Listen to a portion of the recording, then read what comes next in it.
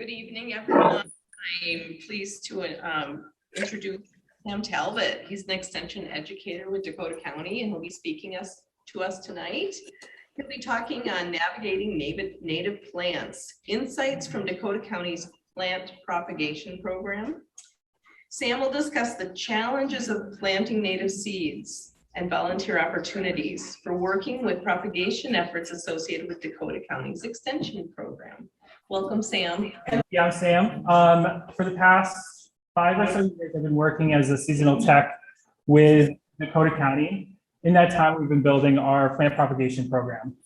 So I'm really excited to talk about that. And then with this partnership between Dakota County Parks and Master Gardeners, there's gonna be a lot of opportunities for native plant seed collection, cleaning, learning about how to grow native plants. So I'll talk about that as well. And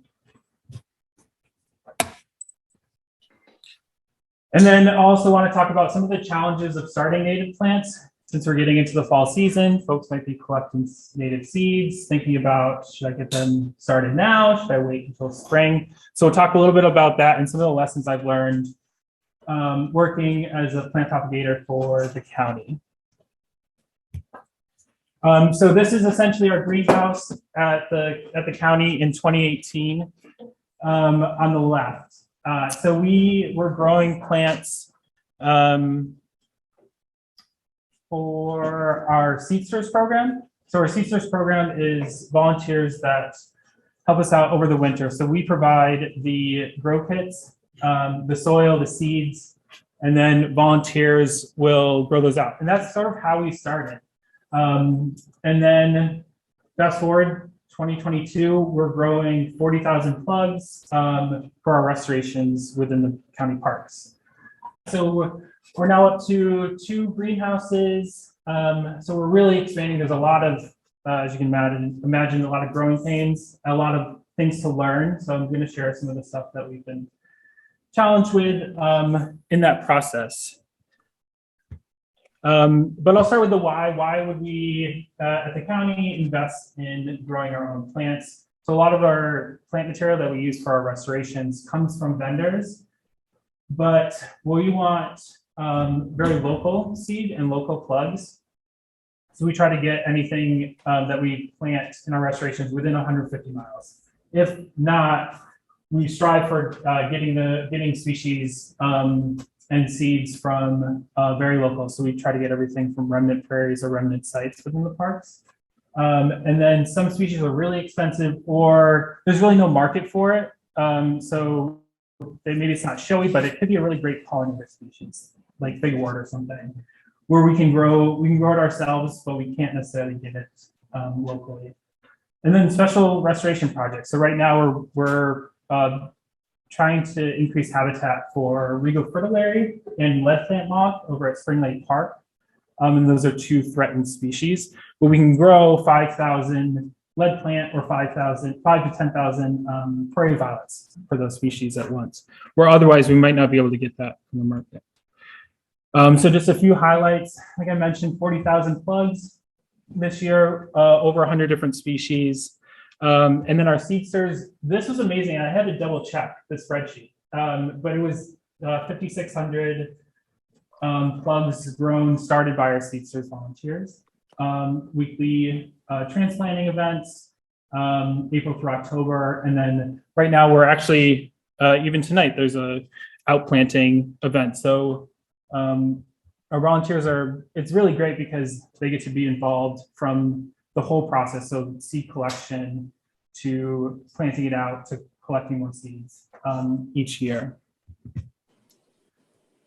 This year we've expanded to wetland species. So our intern Lindsay, she's great. She established this vegetation map, which is a fairly decent size, but it's essentially a raised bed with rubber, impermeable rubber underneath, with some sandy soil, some wetland soil, and then this burlap. So essentially you're creating this very large vegetation map, and then you can go, it'll fill in. It's a lot of, I don't know if there's any grasses, mostly sedges and fir reeds. and then some forbs. So once it fills in, you just go in and cut it like sod and you put it along your shoreline or your lake shore, and then it fills right in. So we experimented with that. That's something that we found from a vendor. They had it, and then so essentially we just kind of copy what the vendors are doing. We also work with them too, but we get a lot of ideas from them. Flood trays this year, and then yeah, the veg mats.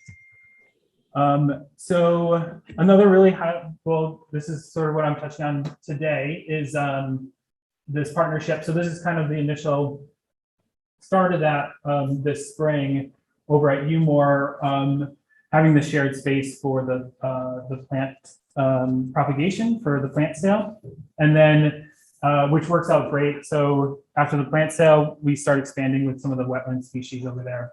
And then I'm excited. I think we're going to continue that next year. We haven't finalized it, but we might even have the opportunity to have to expand to another hoop house. But it's always like, okay, keep everything in perspective and like what's possible.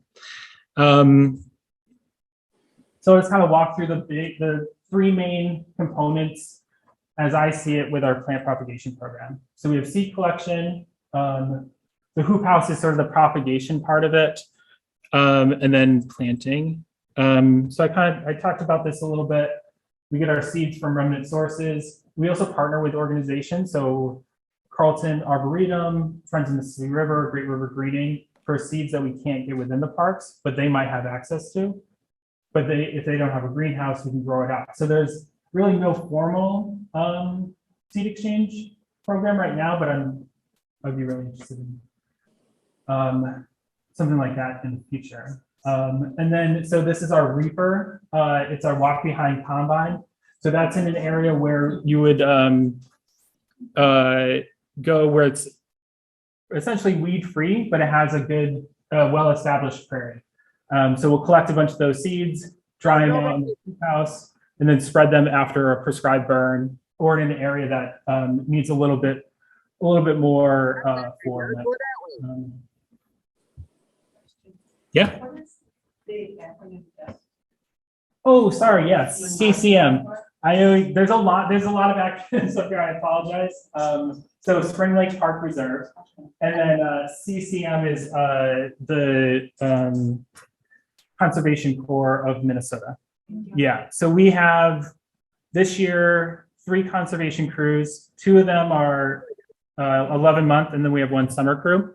And we have actually a stewardship crew, so they've been helping a lot with the plant propagation and volunteers.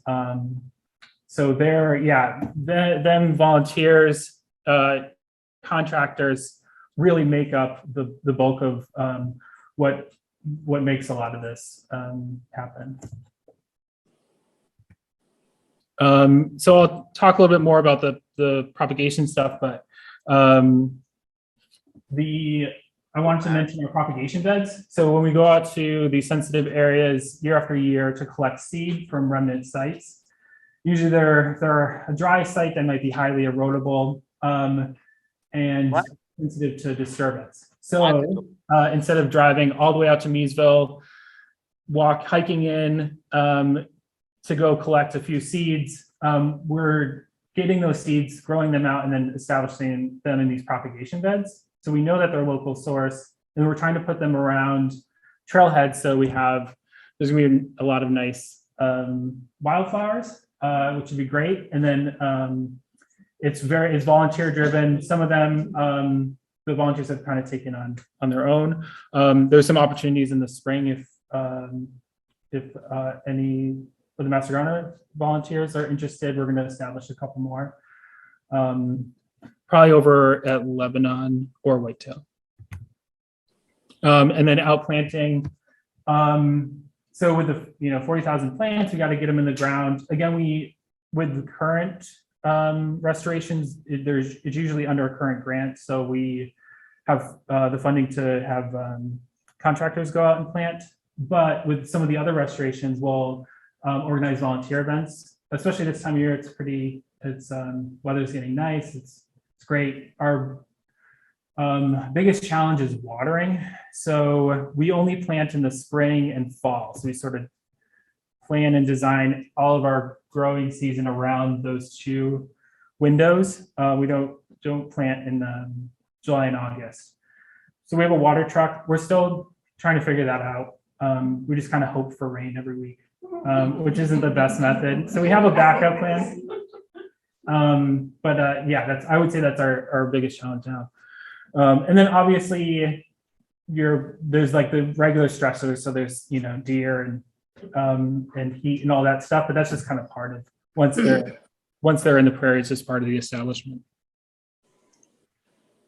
So I was going to talk about some of the challenges and the things that I find really interesting and exciting with growing native seeds.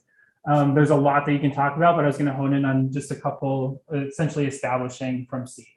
So don't worry, that won't be on the exam, but just if you want to kind of focus on the two circles. So with seeds, especially native forbs or wildflowers, they're designed to not grow when it's not good conditions. They're designed to grow when it's the best time to grow. So there's mechanisms in the seed, usually plant growth hormones, that are saying, no, don't grow now. Okay, the conditions are getting better. Okay, yep.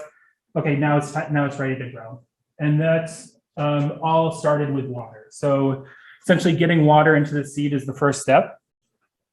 And usually that's stopped by that hard seed coat. If you think of a bean or a legume, it's going to stop water from getting in there. But over the winter, or if it's getting blown around a prairie, that seed coat's going to get broken down a little bit.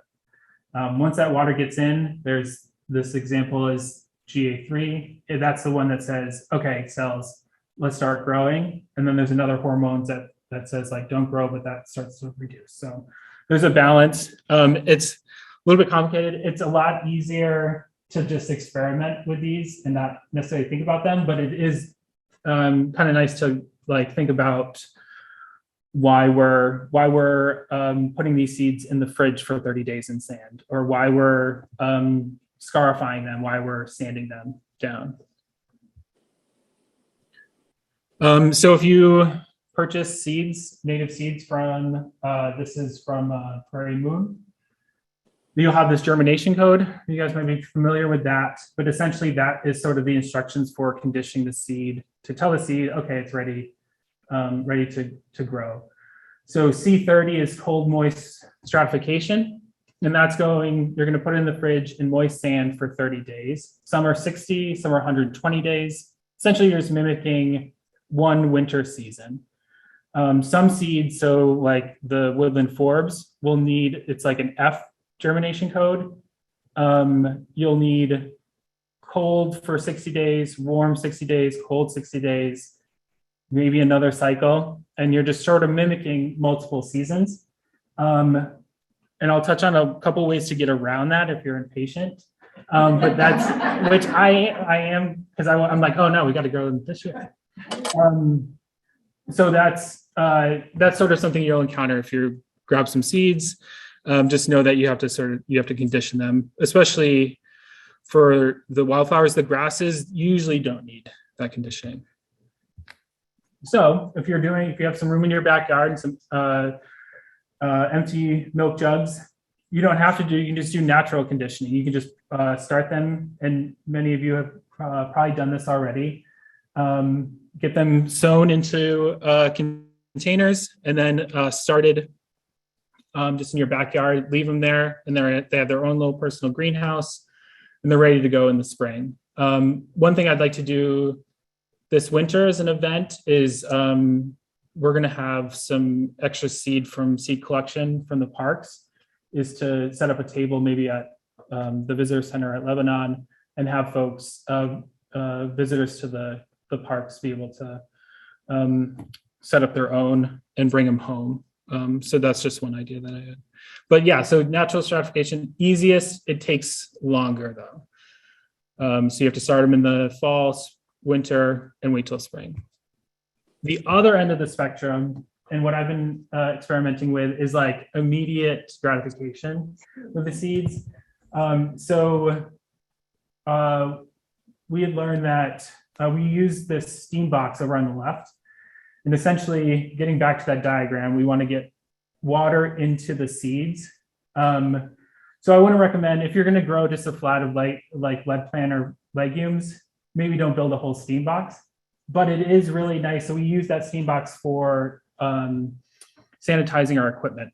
So any hard plastic. So it gets up to 150 degrees, and it's just a steamer that you use to take wallpaper off the walls, and it's hooked up to this box that the conservation crew built.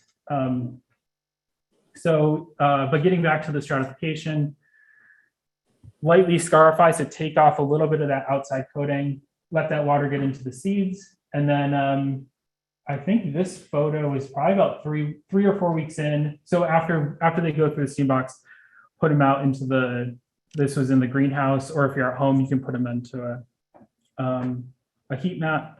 And yeah, it was good to go. So this year I'm experimenting more with the other legumes, and it seems to work pretty well. If you're at home, you don't want to buy a whole steam box. I've seen you can, with some of these hard coated seeds, another one might be like New Jersey tea. Some of the woodland shrubs have that hard seed coat. You have to soak them in hot water and let that water get in, and then you can plant them. So yeah, so that's how we were able to grow 5,000 or so lead plant last year, but they're really slow. So they take a couple of years, just like, some of the other, well, it's a woody perennial. So as I mentioned, this year we're going to experimenting with some of the other legumes. And then when I'm doing these experiments, I'll get the seeds from Prairie Moon, just because I know that they're going to grow. When we collect seed from the wild, they might get hit by weevils. They'll look great, but it's really hard to tell if they're going to be viable or not. So again, this is a good way to kind of test that. So I'll start with seeds from Prairie Moon, and then we'll be able to use the ones from this year for the plant sale next year. So we can start those in the fall, and then we've been overwintering. And we have a root cellar at the hoop house. We just have to, there's a mouse-proof cage that we built last year, but we've had pretty good luck keeping them. It stays right about freezing. So getting further down the rabbit hole, not too far, so we talked about getting water into the seed. The other one is just giving it a bunch of plant steroids, or the hormone that says, okay, it's ready to grow. So for gentian and turtlehead, they're really small seeds. If you've ever seen them, they're really small seeds. They grow pretty slowly and they take 120 days to stratify in the fridge. But if you give them a bunch of GA3, and this is in the literature too, but it's usually not something you'll see on Prairie Moon. So it's fun to experiment with. You can get GA3, it's derived from a mushroom. It's naturally occurring. You get it on Amazon. So that's what I've been experimenting with more recently. They grow, they sprout really fast. They can get really leggy, so you kind of have to figure out that the concentration. If you don't, you can go that route. You can go put them in the milk jug, send them outside, and leave them. There's a lot that you can try to get these to grow. Just kind of depends on your needs. So once that's the chelone and the gentian. Again, after they were transferred to containers. Some things just kind of throwing a little bit of everything at it. So this is penstemon, removing the hulls, scarifying, and then plus the GA3 treatment. Because we were having trouble with that one, and we finally kind of figured out how to grow a lot at once, or to get a lot to sprout at once. Because for us, when we're at the county trying to plan volunteer events, it's always nice to know, I'm like, okay, I could have 300 seedlings ready to transplant by this weekend because we have this many volunteers. Just kind of trying to optimize and get reliable germination. So grasses, those usually don't need any type of conditioning. And one thing that I looked at too is, so you collect your seed, and if you want to start them in trays, get them started early, you don't really have to remove the hulls. I did find for cytosperma, it did help. It's really getting that seed to soil contact for the grasses. You just want that water to start getting into the seed, because they're really, the grasses are like, if I, fall to the ground in fall, and I start growing, I'll probably be okay for the winter. Or they're late enough in the year that, if you are a grass seed and you fall to the ground in October, November, the conditions just aren't right for you to germinate anyway. So you're going to make it through that year. So it's kind of thinking about like when those seeds are ready and when they're going to be wanting to germinate. And yeah, we started them in these small, like 200 cell, just because we're transplanting them to the containers, but they kind of get the nice roots started. And then, yeah, so future experiments, I'm always kind of thinking about like, what else can we try to get to grow? And that list kind of continues every year as we try more things. So I'll just talk about, okay, so you get your seeds growing, great. So I think I have a few slides on this, but we transplant from our germination trays to our containers. And there's always a question of like, when is it ready to transplant?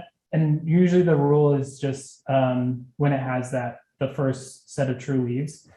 And you're probably fine to go that route. But if you're starting some, we found, so that pale spike lobelia had its true leaves, but then you look at the length of the root, and that was probably should have been transplanted a month before. So they're a little bit deceiving. So that was one thing that we learned this year, was just like, for transplanting, if you're starting from seed and you want to go to pots or containers, check the roots. Because sometimes they'll start to form that mat underneath. And once you get them out of there, they're like, oh, this is much better. It makes sense. Yeah, so it could be a little bit deceiving. So something we learned this year. So you can see, one of our volunteers,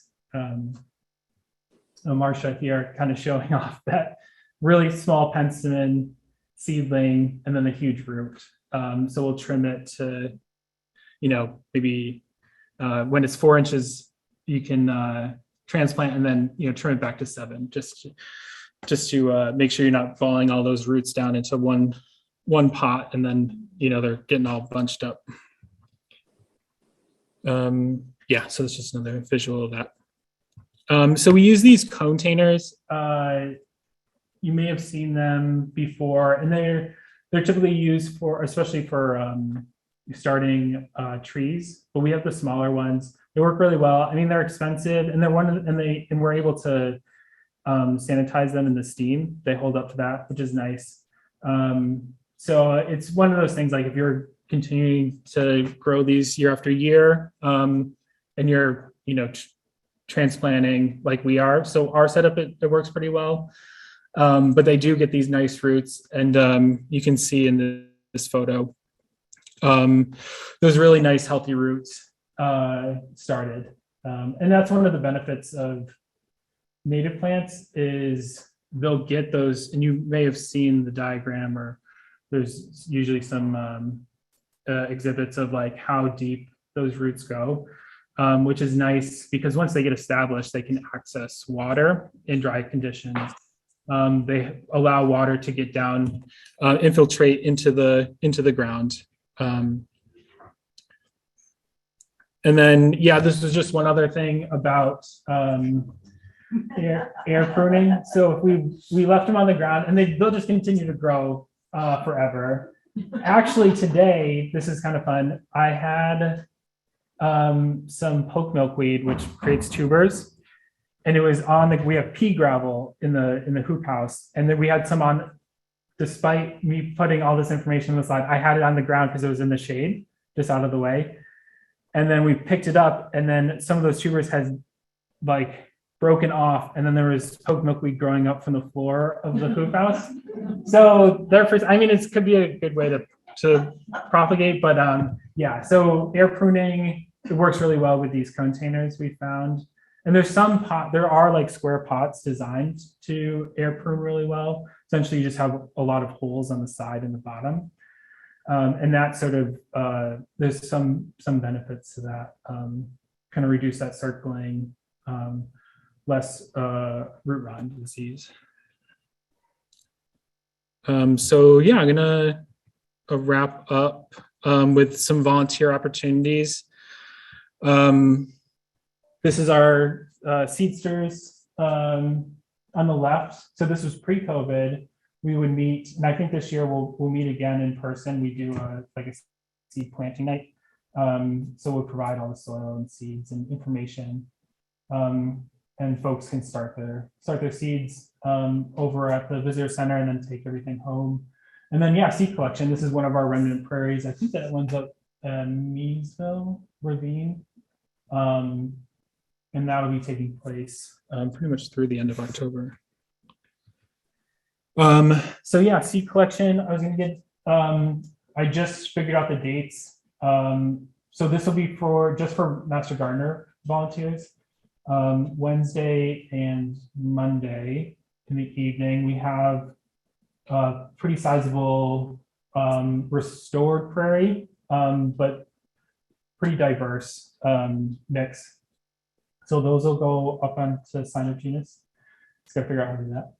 And then the propagation team with Marie, I know she had sent out information about that. I'm hoping to help out with that as much as I can. And then seed cleaning in the winter. So we have a bunch of seed cleaning equipment, and I'd like to make some more to have available here, just in the Master Gardener room for folks to be able to use. And then propagation beds, as I mentioned before, we're trying to really build those up. And if anyone's interested in helping with some of those in the spring, we'll be doing that planning this winter, and I'll have some more information in the spring. And then, so lastly, volunteer opportunities for Dakota County Parks. These won't actually go towards your Master Gardener hours, but are just different opportunities that are ongoing throughout the county park. So, like I mentioned, we're doing planting right now. We have, I think, one this Thursday, and this is all. If you go to Dakota, even if you just Google Dakota County volunteer opportunities, it'll bring you to the site. We do everything. All the sign up is through Better Impact. If you have any questions, you can feel free to ask me or Garrett's information. He's our volunteer coordinator for the county there. And National Public Lands Day is coming up, which is a national event where folks volunteer on in various parks. So we're having a big outplanting event that Saturday. And then we do a lot of wildlife surveying if anyone is interested. So breeding bird, turtle surveys. We have one more dragonfly survey coming up. One of my colleagues in Natural Resources, the county is hosting. And then of course, seedsters, which I mentioned. So that'll be posted sometime in January. And then that starts in February, goes through March. We'll have the event, and then the transplanting over at the hoop house in the spring. And I think that's it.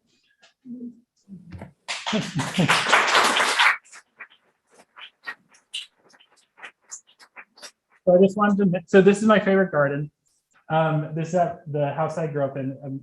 My mom still lives there, but you'll notice there's no native plants. If you look closely in the very back, there's some baptisia and some Ratibida, and in the front there's milkweed. And so I just wanted to say, like, I also enjoy non-natives as well, as is yeah. But yeah, thanks, and yeah, and happy to answer any questions. Yeah. You mentioned scarifying seeds, and then you also said soak them in warm water. Are those interchangeable, or do you do scarifying and soak them?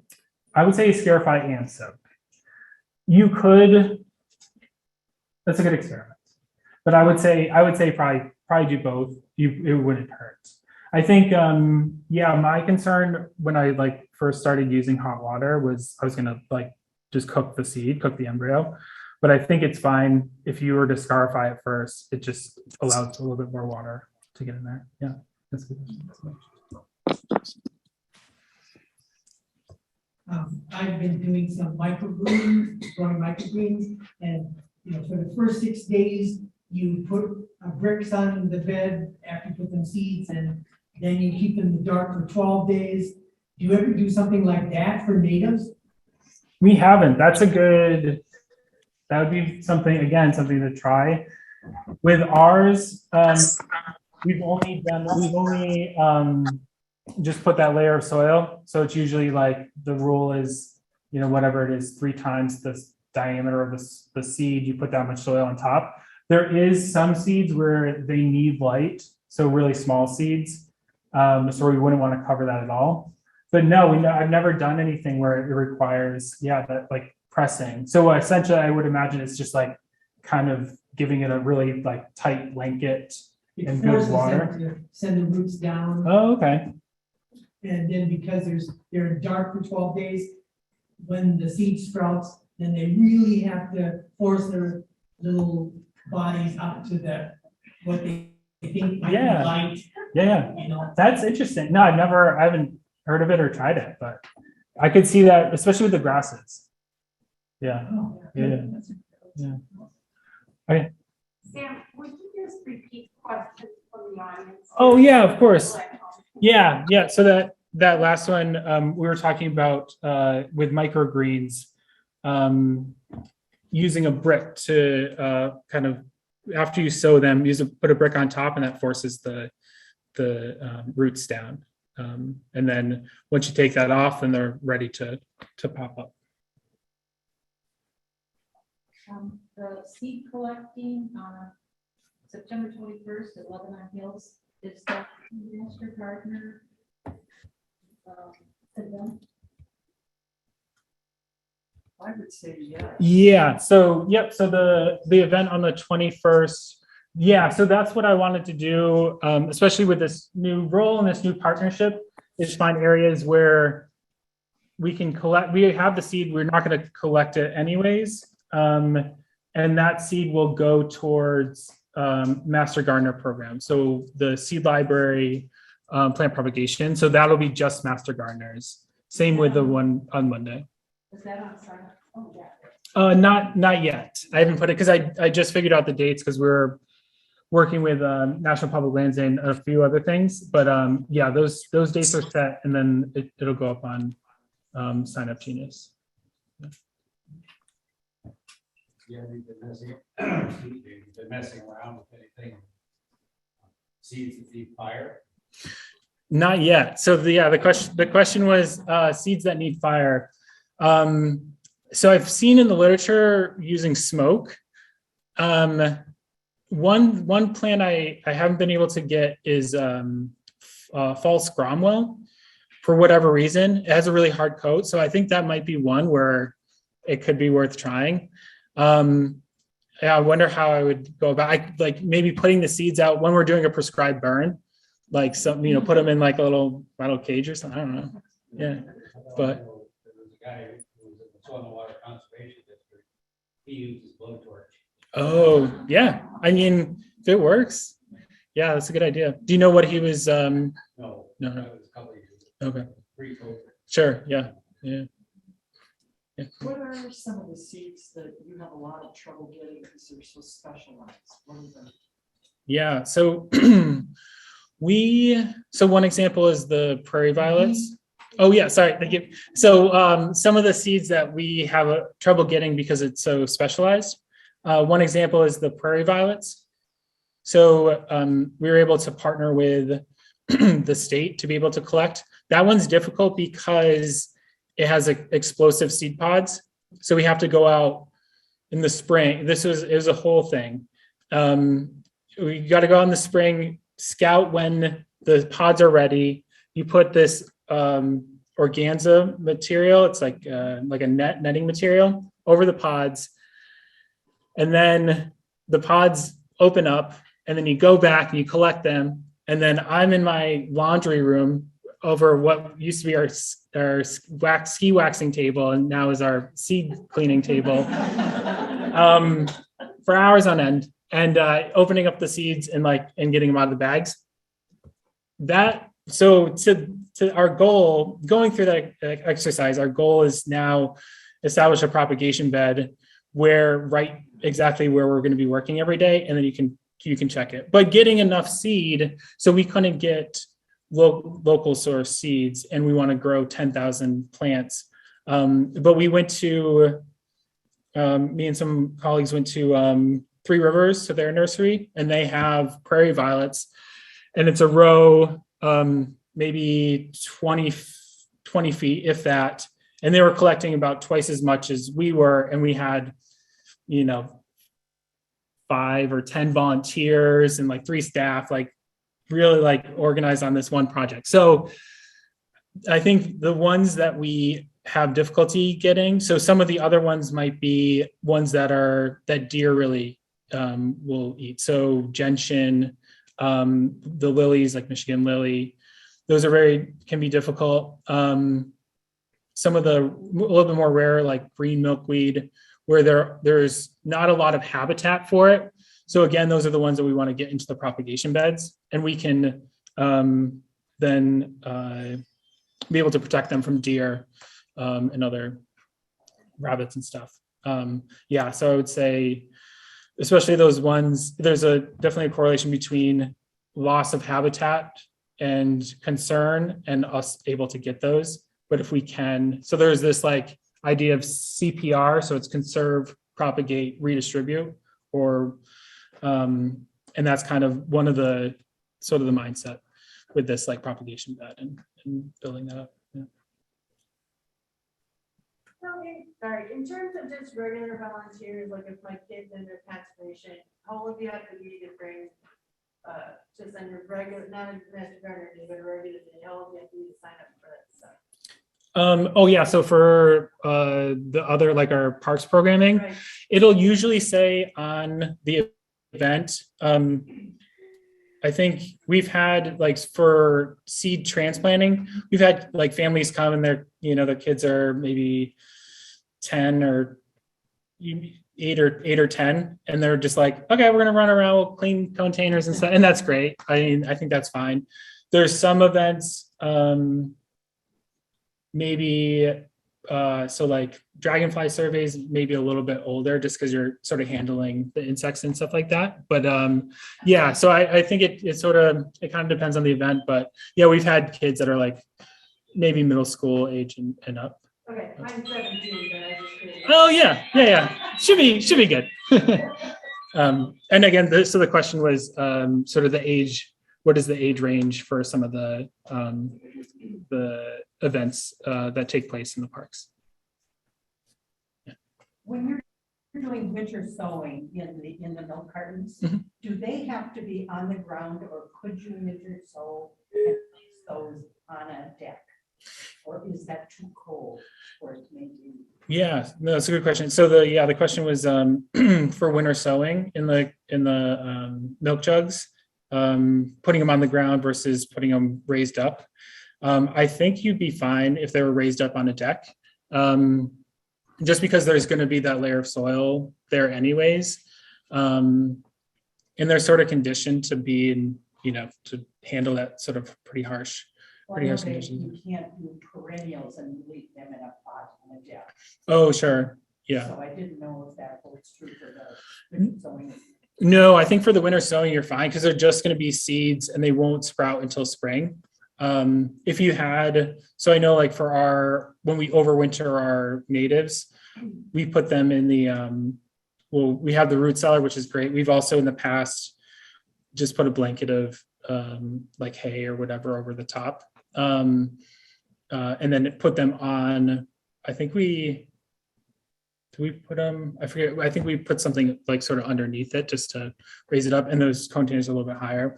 So I would say if they're established, and if you're overwintering them because you want them to grow another season, they're probably pretty small. So you probably want to, keep them a little bit safer. But for the seeds, if you're just starting seeds in the fall or winter, I think you'd be fine if you just put them on your back deck. Yeah. I went to some and Minnesota Horticultural Society has got an excellent chart. What type of plants to plant in what month?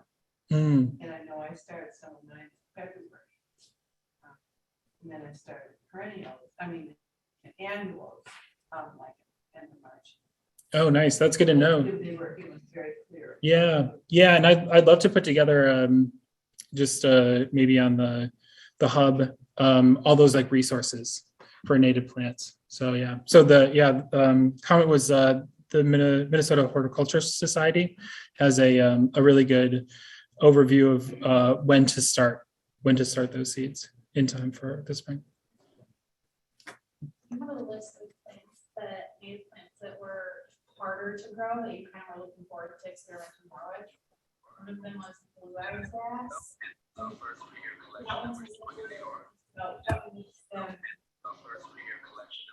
Yeah. So just looking back at this list, the difficult to germinate, I don't know, but so I think so like with the milk vetch, it could be just high predation. So that's like why I started just using Prairie Moon or vendor seeds, because they come with the like, here's the percentage of them germinating, which is nice. The blue eye grass, I'm not sure. And it could be temperature because we're starting everything in the hoop house at different times. So if we started in June, it's gonna be a little bit different than March. So I might experiment with temperature.